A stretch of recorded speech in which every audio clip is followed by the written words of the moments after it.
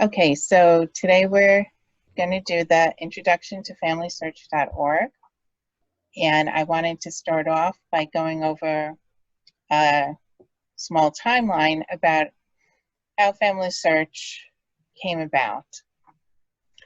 So as you can see, back in 1894, the Church of Jesus Christ of Latter-day Saints organized the Genealogical Society of Utah. And this society began microfilming records from archives throughout the United States in 1938. And this microfilm work is done by missionaries from the Mormon Church, and they still do it today. After the end of World War II, the society started going internationally to do microfilming projects also. Then in 1970, the Family History Centers opened up, which are considered branches of the Family History Library, which is located in Salt Lake City. And at the Family History Centers, you have access to computers with genealogy databases on them. Some of the Family History Centers have microfilm that you can look at their center. And starting in 1999, the Family Search website went live. And that's what we'll be looking at in a little while. So in 2007, the first digital images from the Family History Center microfilm were published on the website.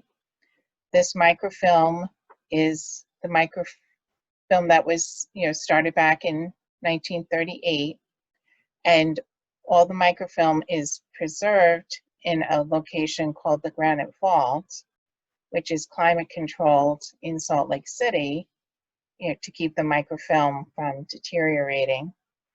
But now the Mormon Church has been digitizing this microfilm from the Granite Vault, and these are the digitized records that we're going to see on the Family Search website.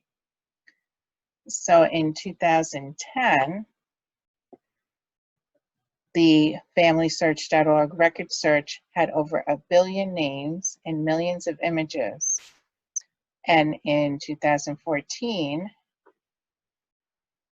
there were record hints available now for people on your family tree that have been submitted to the Family Search website.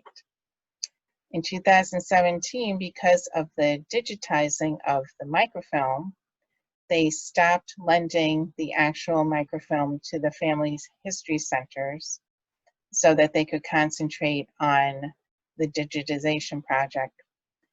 And originally, they were supposed to finish this project of digitizing all their microfilm by the end of this year, but I have a feeling that all of that kind of went out the window when the when the pandemic hit. So I'm not sure when now they think that they'll be finished, but when the project's complete, they'll have done over 1 billion rolls of microfilm. And they're still doing this today, but what they're putting on the site, is the previous microfilm.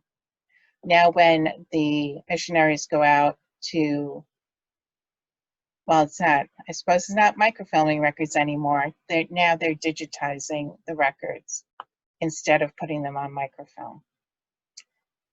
So I wanted to give you a few statistics that I found for last year regarding the website. So at the end of 2019, there were 4.65 billion records indexed and 6.3 billion searchable records and images on the website. They also had almost 170 million visits last year to the website and almost 14 million registered users. This year, the website platform is going to be available in 19 new languages, and some of them include Albanian, Czech, Dutch, Finnish, Norwegian, Polish, Swedish, and Vietnamese. In the Family Search family tree, there are almost 47 million people in the Family Search tree. I'm sorry, they added almost 47 million last year to make it over 1 billion people in the tree. When you add your family tree on the Family Search website, it's actually incorporated into one large tree that they call a shared tree. And this year, they're adding new event categories to the Family Tree software to show people who have lived together, never had children, were never married, or you can indicate same-sex relationships on your family tree. In the Family Search historical records, last year they added over 123 million index records and over 850 million new images. And just in June, they've added a new feature for help with record searching called Online FamilySearch.org consultations. And this came about with all the family history centers being closed because of the pandemic, but they've decided to keep this going even after they open the family history centers again.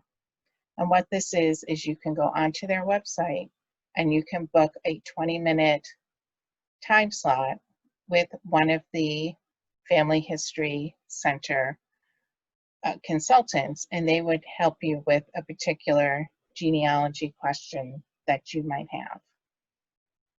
Also on the website that's fairly new is they have something called guided research. And for any of these countries listed here, and including the United States, it gives you hints as to how to find birth, marriage, and death records in these locations, and also gives you alternative sources besides the traditional ones that you might be looking at. The website also has a digital library, and this was redesigned last year, so it has a new look to it, but also they worked on the searching capabilities to bring back more results.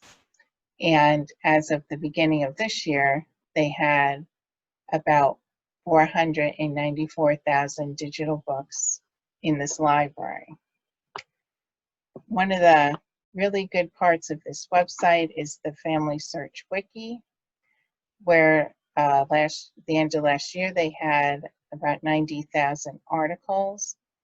These are really great articles to teach you how to do research in different countries, in different states, and we'll take a look at it in a little bit. But it's a collaborative document since it's a wiki, and so it's constantly being updated. And the original content for the wiki came from paper research guides that you used to be able to buy at family history centers that pertained to the different states and different countries. They also have added on the website last year historical images, and these historical images are unindexed, but they're browsable.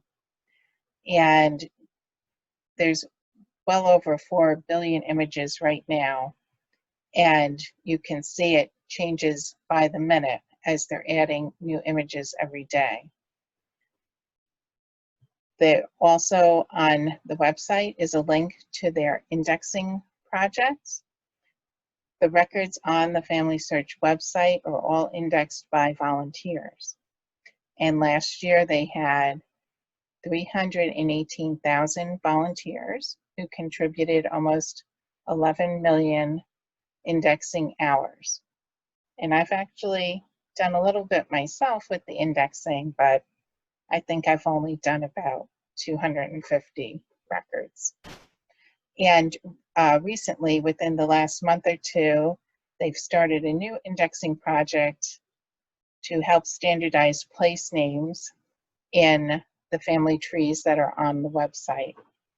And they also have added a link where you can leave a thank you note to volunteers who've indexed records. Now, the FamilySearch.org is on social media. You can download their app from Google Play or the Apple App Store. And the app is available in all these different languages. They also have a Facebook page and an Instagram account. And during the pandemic, or it's still going on actually, they started posting videos on their Facebook and Instagram page to tell people what's going on with FamilySearch.org and changes that they're planning for the website coming up later this year. These videos are interviews with people who work at FamilySearch in different capacities, and I've watched many of them, and they're quite interesting. And explaining how different parts of the website work and tips on how to use it better, and the things that they're planning for coming up later this year. There are places where you can learn more about using FamilySearch. They do have a blog, and the good thing about their blog is that at the beginning of each month, they will list the new collections that have been added to the website or collections that they've updated. There's also a monthly webinar calendar that has webinars on how to use FamilySearch, but also tips on doing research in other countries. Let me just see if I can get the blog to come up here. So here's the FamilySearch blog, and they just post all kinds of different things during the month. You can see about immigration, arrival records, French records, and then here you can see they did the monthly record update for June. And if we click here, okay, this is the page for the monthly webinars and classes. So you would just click on one of these links. Oops. And it would give you the calendar for that month. And if we scroll down, you can see upcoming webinars. And this, if you go down further, these are links to previous ones. So you can print the handouts from previous ones, even if you can't look at the recording. Most of the time, the handout is there. Okay. There's also tutorials in the Help Center on the website. And in the Help Center, you can click on any of these categories to get more information about them. There also are many how-to videos about FamilySearch on the Brigham Young University Family History Library webinar archives. So if you go to the Brigham Young site and we scroll down a little bit, you can see these are the webinars they've recorded about FamilySearch. And some of it is technical in the fact that it's teaching you how to add things to the family tree and different ways to do that. but then some of them are just about, here they had question and answer sessions on how to use Family Search, but you can see it just goes on and on. They have a tremendous amount of webinars about using the Family Search website. And also I've found that you can go onto YouTube and just search for the phrase familysearch.org, and you can find many webinars by different genealogy professionals on tips and tricks that they use when they're using Family Search. And most of those are going to be related to searching the historical records. Then I also wanted to go over the Family History Center that we have in our area. There are over 5,000 family history centers in 139 countries, and they're staffed by volunteers who may or may not be members of the Mormon Church. In our area at the Plainview Family History Center, the volunteers there are members of our local genealogy groups. So I wanted to post or show you, these were what the hours were before the pandemic, and I really don't know if they'll be keeping these hours once they reopen, and so far people that I've talked to don't even know when the family history centers might reopen at this point. But the one on Washington Avenue in Plainview is the one that people from this area use the most. And these were the hours that they had previously. There is a smaller family history center in Port Jefferson Station, but right now, or before March anyway, they were having problems finding volunteers to work at this family history center. And so it's been shut down for quite a bit because of the lack of volunteers. And at our the Family History Center in Plainview, not only do you have the computers that you can use there with the databases, but the Plainview Family History Center has quite a bit of microfilm that they just own outright, having to do a lot with the New York City area, but they also have microfilm for Ireland and Germany, I believe. Now, an alternative to a Family History Center are Family History Center affiliates. And this started about 3 years ago to allow more people access to family history records on the Family Search website. Now, as far as I know, the only affiliate in Nassau County is the African American Museum in Hempstead.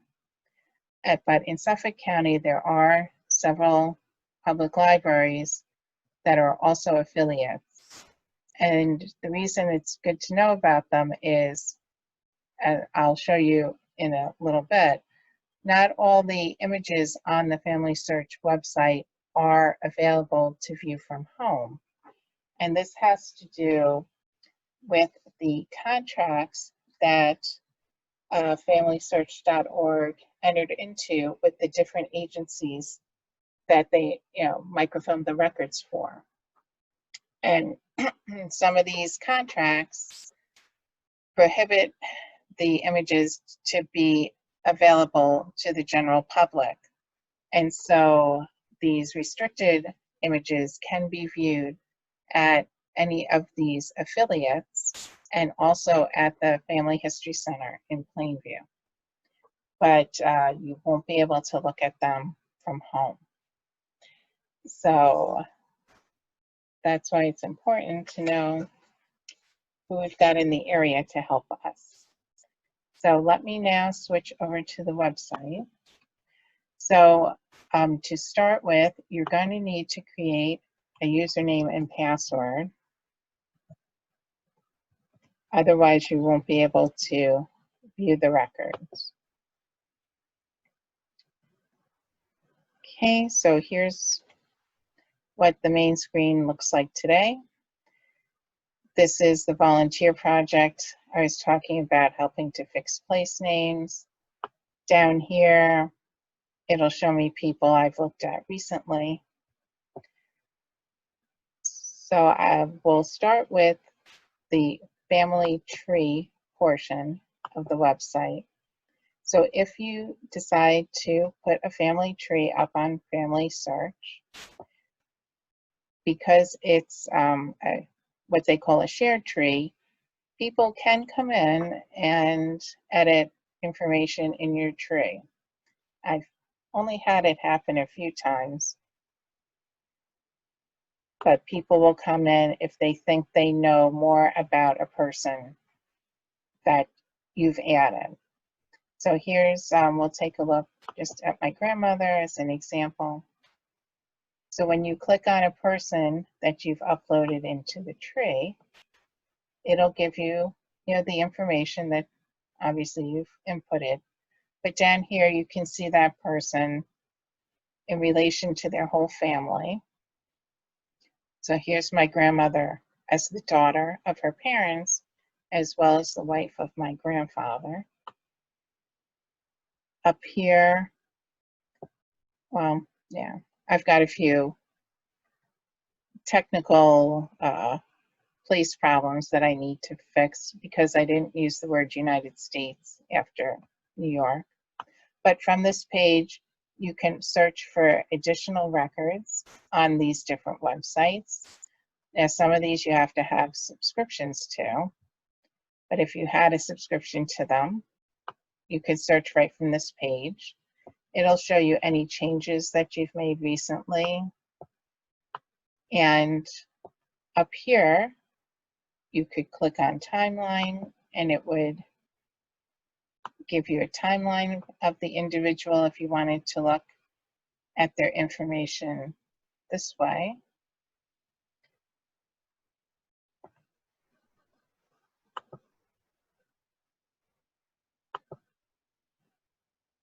And also from this page, you can change the way that you look at the family tree. They've added this nifty little fan chart recently. You can change the number of generations you're looking at. You can look at it as a landscape, or portrait. Okay. And if you want to get notifications, if somebody has made changes to someone in your tree, this is one of the ways that you can do it.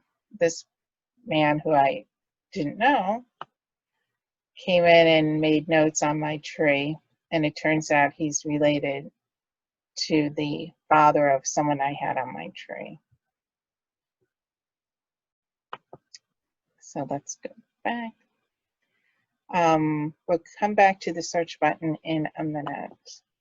They have a section called Memories, and this is where if you have a family tree on the website, you can add photos, stories, audio clips, and documents to people on your tree. This is the section on indexing projects. If you're interested in indexing, it will help you. It'll explain how to index. You can find projects.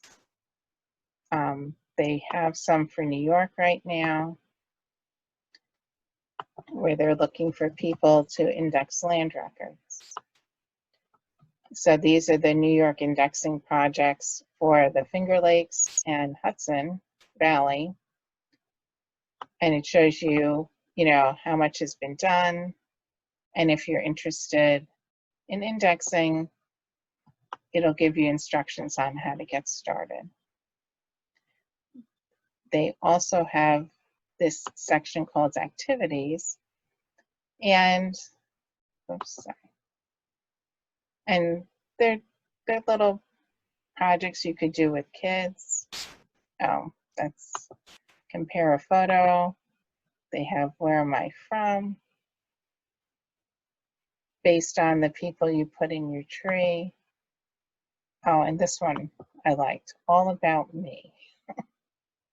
And you can look at these different facts about from the year you were born, or what part of the world does your name come from. So my maiden name, it says based on the people in the family search tree, most of the people with that last name come from Finland, which is true since that's where my great-grandfather came from. But most people are coming to Family Search to search the records. But I am going to skip down to the catalog first and show you the Family Search catalog. The Family Search catalog is you're searching the material that is at the Family History Center Library in Salt Lake City, and also any digitized information that's available that's linked to the catalog. So if we did a subject search, for example, the best way I've found to search for subjects and locations is to set it up, let's say state first and then the county.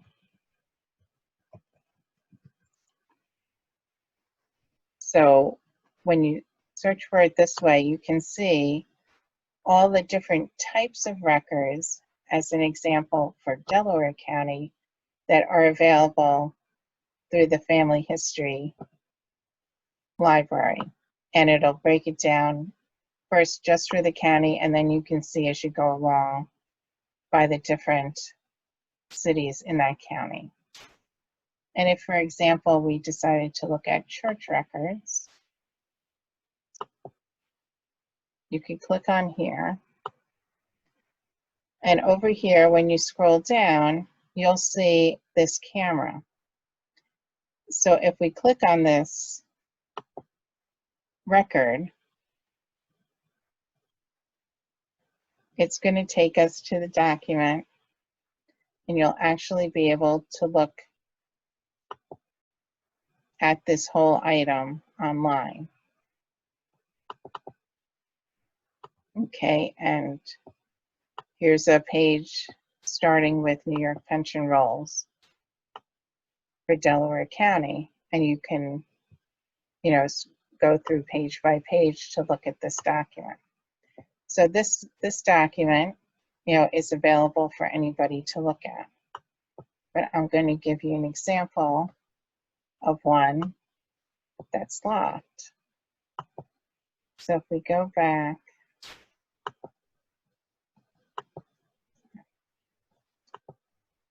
okay, and if we searched, for example, on a place,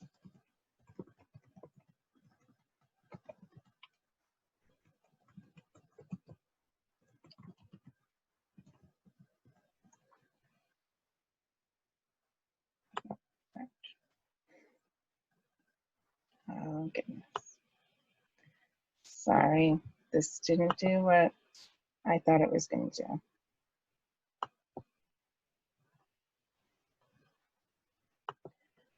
Let's go back.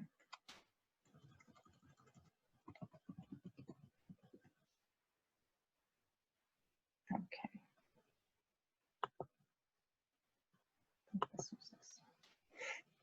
Okay, so for example, if we wanted to look at this item about burying ground inscriptions from town of Bethlehem, you're going to see the camera, but it's got a key over it. So this means that it has restrictions on it. And if we try to look at it, we're going to get a message popping up saying you can only view this at a Family History Center or the Family Search Affiliate Library. So when you're searching in the catalog, that's what can happen. You may find that some of these items in the catalog are restricted. So let's move on. This is the digital library. And in this digital library, it's not just the Family History Center library that has items in here, but it's all of these additional sources.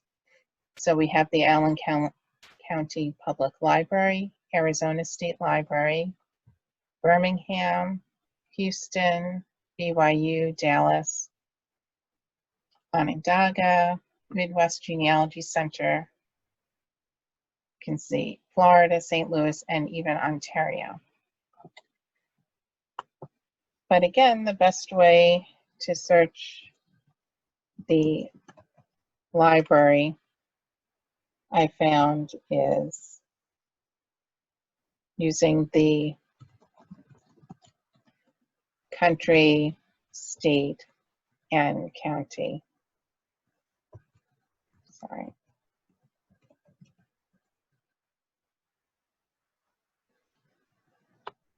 And it brings back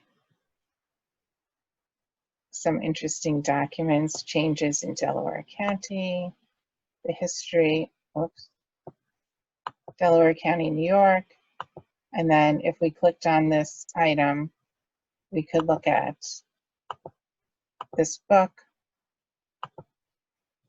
and it would tell you on the side here who the owning institution is, how many pages,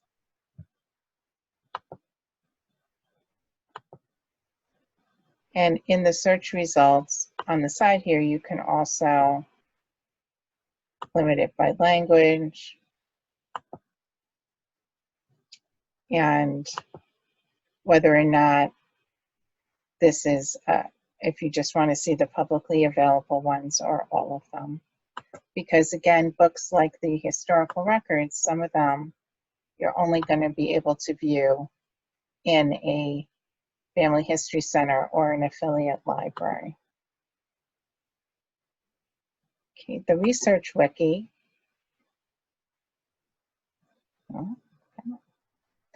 Okay, this is the main page to the Research Wiki. So this is where you can find all kinds of information about researching in different states or different countries. If we put in New York as an example,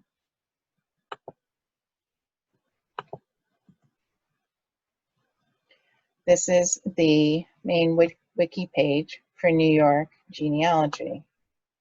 So off to the right side here, you can see the different record types that are available, some background on New York, cultural groups. We've got the map here and all the counties listed below, possible migration groups, additional websites that might be of interest.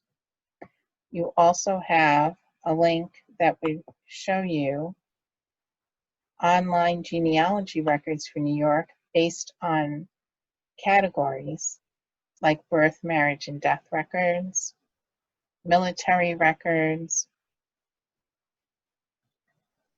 naturalization records, census records, and they let you know on these links whether or not this is taking you to a website that could cost money or that you might have to subscribe to view the images. They also have a link to the guided research that I had mentioned earlier. And with a guided research, if you click on birth records, they'll tell you what's available that they know of in birth records, but then give you ideas of substitutes you could use for a birth record, why the record may not exist.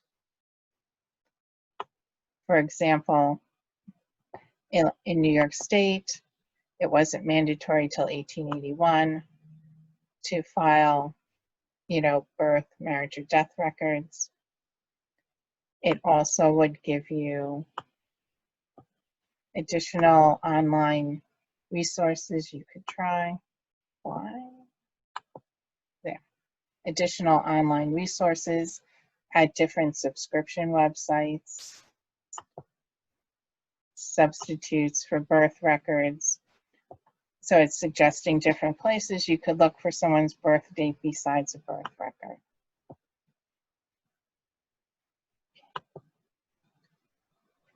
And I also wanted to show you an example of another country.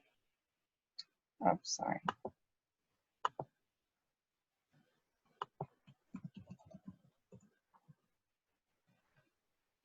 Okay, so if we wanted to learn about how do we start doing research in France, for example, over here, they give you video classes that you might want to look at. They also have step-by-step guides on how to use online French department archives. And over here, which is really helpful, is the French genealogical word list, how to read French handwritten records, you know, how to just general guides on letter writing in France. And again, they'll have the map like we saw for New York with the different jurisdictions, historic provinces. These are tutorials that you could look at online. And of course, everything on this website is free, which makes it even better. And again, you can click here to see what kind of online records might be available for France. So again, certainly not as much as New York, but this gives you an idea and it gives you a place to start.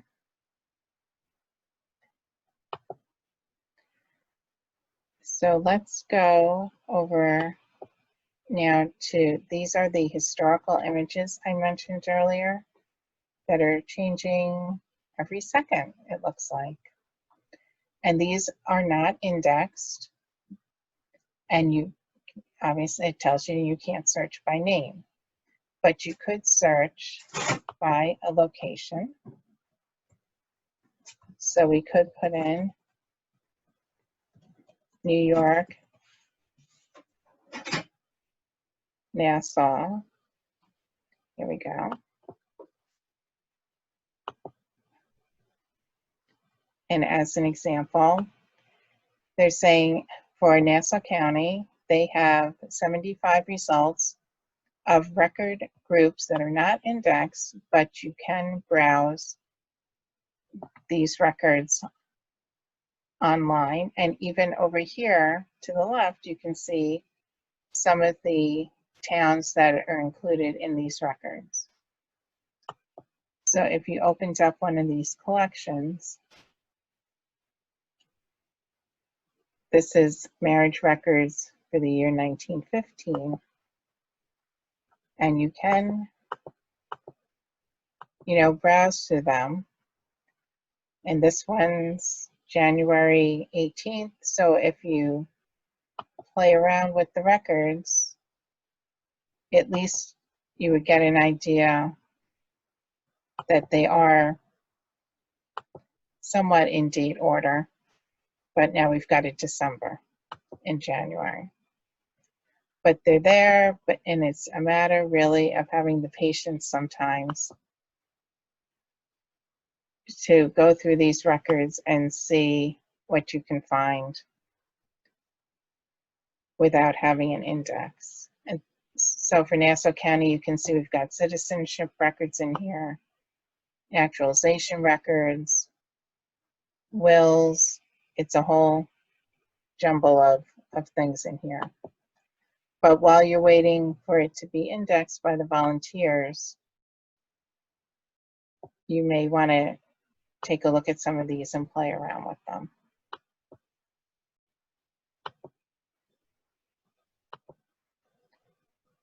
And you could also click on the most recently added images.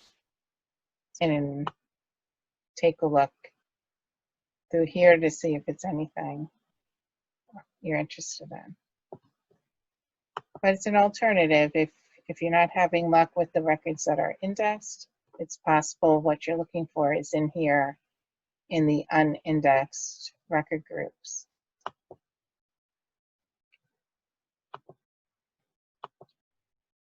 Okay, so what most people use when they come to this website is the historical indexed records. You can click on a location you're interested by using this map. If we want to see what's available for New York,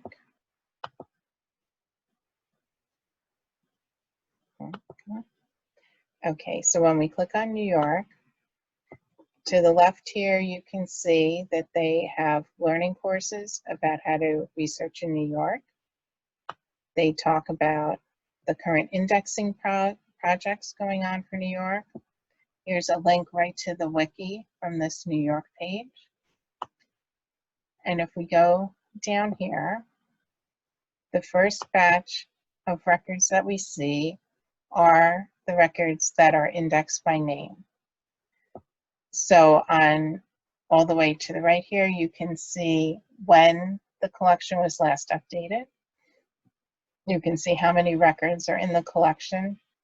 And then these cameras next to the collections mean that there are images, images attached to the record collection.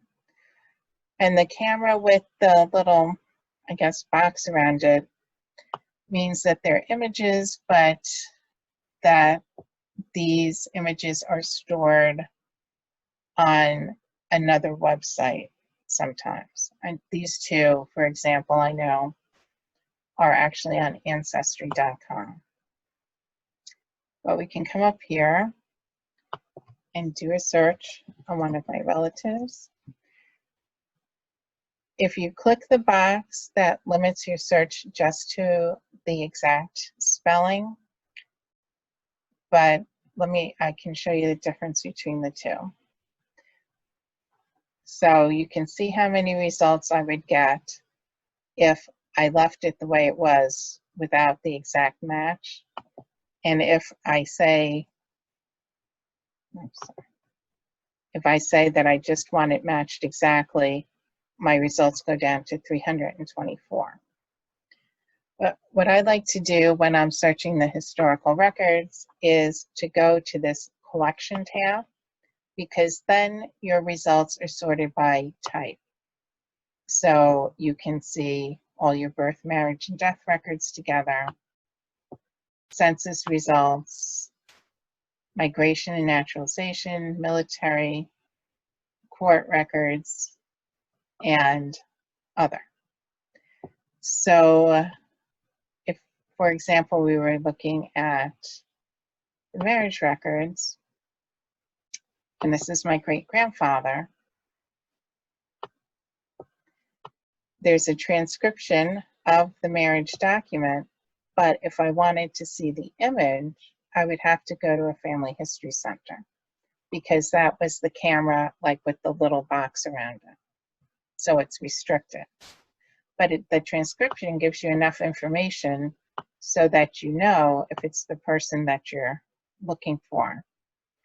And also now, when you do searches, it will give you similar historical records, thinking that this person that I'm looking at now may be the same person in these other 3 records that are listed.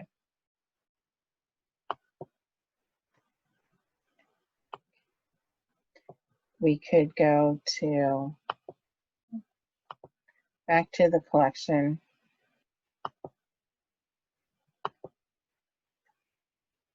And again, this is another restricted one, but this is a death certificate transcript. And again, saying to me, we think that this person, Lionel, is also in these other records that you might be interested in. And if we clicked on a census record, it would take us right to his census record.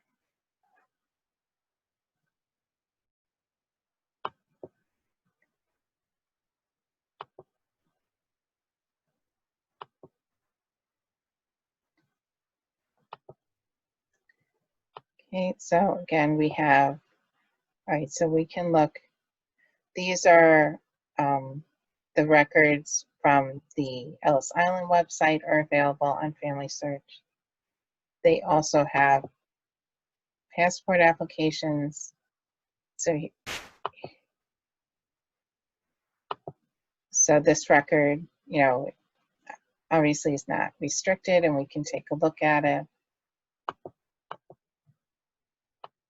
So here's my great uncle's passport application. And these are usually 2 pages, and here's his description on the back.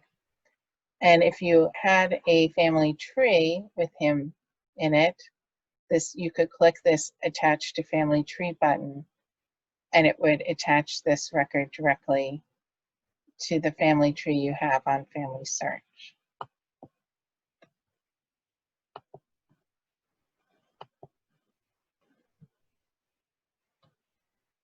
Now, besides the indexed records, sorry. Okay, so besides indexed records for New York, we also have unindexed records. So if we scroll down, we have image-only historical records. And again, it's the same thing. It'll show you when they were last updated, how many images in the collection. We could look at one of these where you would hit browse through images. And you can see that at least for these church records, it is broken down into baptisms, marriages, and deaths with the years. So if you knew the year someone would have been born, married, or died, it wouldn't be that hard to search through these church records. Even though there isn't an index by name, it still gives you an indication of what's in the collection. So you shouldn't be afraid to look into some of these unindexed records, because there's also military records that are unindexed. And the big thing is they have probate records in here. Even though they're unindexed, a lot of times it's better than trying to go to the surrogates court in some of these counties. And this top one is actually for all of New York State. And if you clicked on browse, it's actually broken down by county. And so it's not as overwhelming as it might seem at first to look through some of these collections. And here, if we just clicked on Delaware County, you can see it's broken down even further, where you could potentially go through the wills if you know the year your relative died, because you can see they're alphabetical in these books by year, and then you would be able to get a better, it would be pretty easy to find out whether your relative actually had a will if it falls into this time period for Delaware County. Okay, and at the bottom for New York, it also links you back into the catalog that we looked at earlier. So you don't have to keep going back and forth between the catalog and the historical records. And it breaks down the catalog material into different categories as well.